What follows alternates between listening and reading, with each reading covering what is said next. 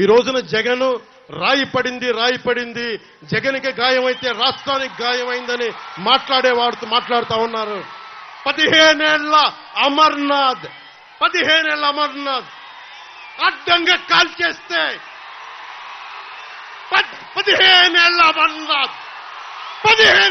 అమర్నాథ్ నిర్దాక్షిణ్యమైన పసిబిడ్డ చెరుకు తోటలో తీసుకెళ్లి కాల్చేస్తే రాష్ట్రానికి గాయం అవలా. 30,000 మంది ఆడపిల్లలు అదృష్టమైతే రాష్ట్రానికి గాయం అవలా. గాయమైందట.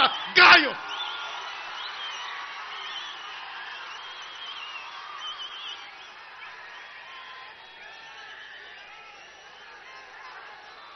34% ఉన్న బీసీల రిజర్వేషన్లని 24% తగ్గించి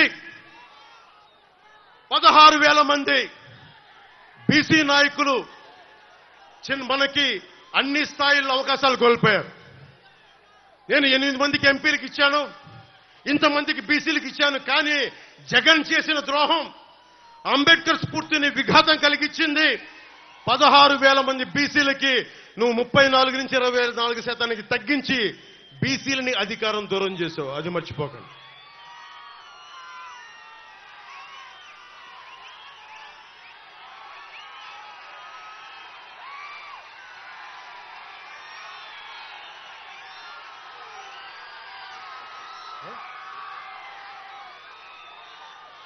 పొద్దున్న చూస్తా ఉన్నా, నిన్న వైఎస్ జగన్కి రాళ్లు ఇసిరారంటే ఎవరు? అదేంటి చిత్రమో పాపం. ఎప్పుడు ఎలక్షన్లు రాగానే ఆయనకి ఏదో ఒక గాయం జరుగుతుంది. కరెక్ట్గా ఎలక్షన్ ముందే ఎవరో ఒకరు చచ్చిపోవడం లేదా చంపేయడం. అంత హై సెక్యూరిటీ సిఐఎస్ఎఫ్ ఉన్న వైజాగ్ ఎయిర్పోర్ట్లో 2019కి కోడి కత్తితో గాయం చేశారంట అక్కడ. సరే, మనందరం ఏం చేశాం? జనం కూడా ఏంటి కదా, మన తిలక్ గారు చెప్పినట్టుగా, దేవరకొండ బాలగంగాధర్ తిలక్ చెప్పినట్టుగా, కొడవగంటి మనకి కుటుంబరావు గారు చెప్పినట్టుగా, మనందరం మధ్యతరగతి మనుషులు. మనందరికీ ఏంటంటే అధికారం ఉన్నోడు, డబ్బున్నోడు ఏమి చేసినా దానికి ఒక నైతిక భాష్యం ఇస్తాం.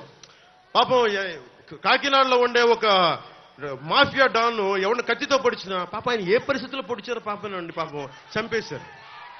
వైఎస్ వివేకానంద రెడ్డి గారిని ఏ పరిస్థితుల్లో పొడిచారో తెలియదండి మాకు. 30,000 మంది ఆడపిల్లలు అదృష్టమయ్యారని పాపం జగన్ గారు ఏం చేస్తారండి పాపం. ఇది సగటు మధ్య తరగతి మనం చేసే తప్పు. ఇది మన హక్కులను మనం తెలుసుకోవట్లేదు. జగన్కి గాయం అయితే రాష్ట్రానికి అయ్యా గాయం. మీ జెడ్ కేటగిరీ సెక్యూరిటీ ఏం చేస్తుందా? మీ జెడ్ కేటగిరీ సెక్యూరిటీ చూసుకోరా మీరు? మరి చంద్రబాబు గారి మీద రాళ్లు కొట్టించినప్పుడు రాళ్ల వర్షమే కురిపించారా మీరు? అప్పుడు ఏమైపోయినాయి? అప్పుడు రాష్ట్రానికి గాయం జరగలేదా? అంటే మీ మీద ఇంత గులకరాయి పడితేనే గాయం అయిపోయినట్ట.